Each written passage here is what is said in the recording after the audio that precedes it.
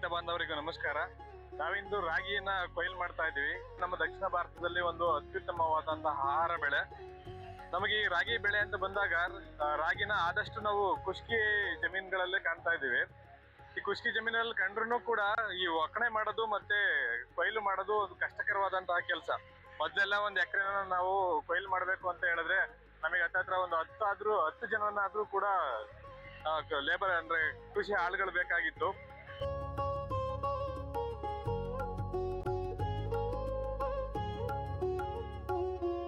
ರಾಗಿನ ನಾವು ಕೊಯ್ಲು ಮಾಡಬೇಕಾದ್ರೆ ರಾಗಿ ಅದು ಸಂಪೂರ್ಣವಾಗಿ ಒಂದು ಮೆಚುರಿಟಿ ಬಂದಿರಬೇಕು.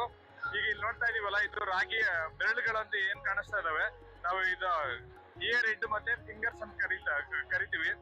ಈ ಇಯರ್ ಹೆಡ್ ಅಲ್ಲಿ ನಾವು ರಾಗಿನ ಮುಟ್ಟಿದಾಗ ಅದು ಈಸಿಯಾಗಿ ಉದುರುವಂತಿರ್ಬೇಕು. ಹಂಗೆ ತುಂಬಾ ದಿವಸ ಬಿಟ್ರೆ ಇದು ಕೂಡ ಉದುರಿ ನೆಲಕ್ಕೆ ಬಿದ್ದೋಗ್ಬಿಡುತ್ತೆ. ಹಂಗಾಗಿ ನಾವು ಸರಿಯಾದ ಹಂತದಲ್ಲಿ ನಾವು ರಾಗಿನ ಕೊಯ್ಲು ಮಾಡ್ಬೇಕಾಗುತ್ತೆ. ಯಾವಾಗ ಅಂದ್ರೆ ಈ ರಾಗಿ ತೆನೆಗಳು ಕಂದು ಬಣ್ಣಕ್ಕೆ ತಿರುಗಿದಾಗ, ಹಾಗೆ ಈ ಗಿಡಗಳು ಕೂಡ ಹಳದಿ ಬಣ್ಣಕ್ಕೆ ತಿರುಗಿದಾಗ ನಾವು ಈ ರಾಗಿಯನ್ನ ಕೊಯ್ಲು ಮಾಡ್ಬೇಕು.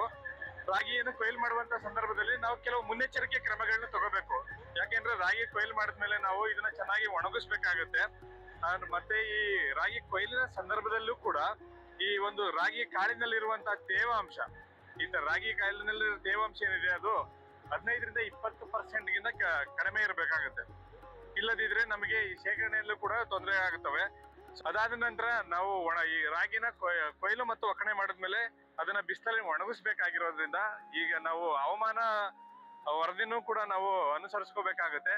ಅಂದ್ರೆ ಮಳೆ ಬೀಳದೆ ಇರುವಂತಹ ದಿನಗಳಲ್ಲಿ ನಾವು ಈ ರಾಗಿ ಮತ್ತೆ ಕೊಯ್ಲು ಮತ್ತೆ ಒಕ್ಕಣೆ ಮಾಡ್ಬೇಕು. ಮೊದಲೆಲ್ಲ ಏನ್ ಮಾಡ್ತಿದ್ರು ಅಂದ್ರೆ ರಾಗಿನ ಕೊಯ್ಲು ಮಾಡಿದ್ಮೇಲೆ ಈ ಫೀಲ್ಡ್ ನಲ್ಲೇ ಕೂಡ ಅದನ್ನ ಒಣಗ್ಲಿಕ್ಕೆ ಬಿಡ್ತಾ ಇದ್ರು. ಇತ್ತೀಚೆಗೆ ನಾವು ಫೀಲ್ಡ್ ಅಲ್ಲಿ ನಾವು ರಾಗಿನ ಕಟಾವ್ ಆದ್ಮೇಲೆ ಒಣಗ್ಲಿಕ್ಕೆ ಬಿಡ್ತಾ ಇಲ್ಲ.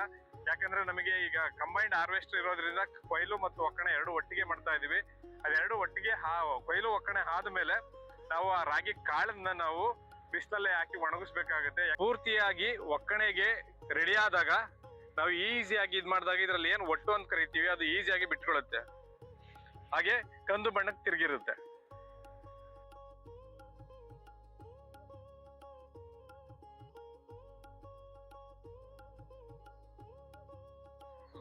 ರಾಗಿನ ಕಟಾವ್ ಮಾಡ್ಬೇಕಾದ್ರೆ ಈ ರಾಗಿ ಕಾಳುಗಳೇನಿದಾವೆ ಅದನ್ನ ನಾವು ಹಿಂಗೆ ಪ್ರೆಸ್ ಮಾಡಿದಾಗ ಅವು ಈಸಿಯಾಗಿ ಒಡ್ಕೊಳ್ಳೋಂತಿರ್ಬಾರ್ದು. ಈಗ ಕಾಳುಗಳನ್ನ ಮುಟ್ಟಿದಾಗ ಗಟ್ಟಿಯಾಗಿರ್ಬೇಕು. ಇನ್ ಯಾವ್ದಾದ್ರು ವಸ್ತುಗಳಿಂದ ನಾವೇನಾದ್ರೂ ಅದನ್ನ ಪ್ರೆಸ್ ಮಾಡಿದಾಗ ಹಿಟ್ಟಾಗೋ ತರ ಇರ್ಬೇಕು. ಅಂತ ಒಂದು ಸಂದರ್ಭದಲ್ಲಿ ನಾವು ರಾಗಿನ ಕೊಯ್ಲು ಮಾಡ್ಬೇಕು.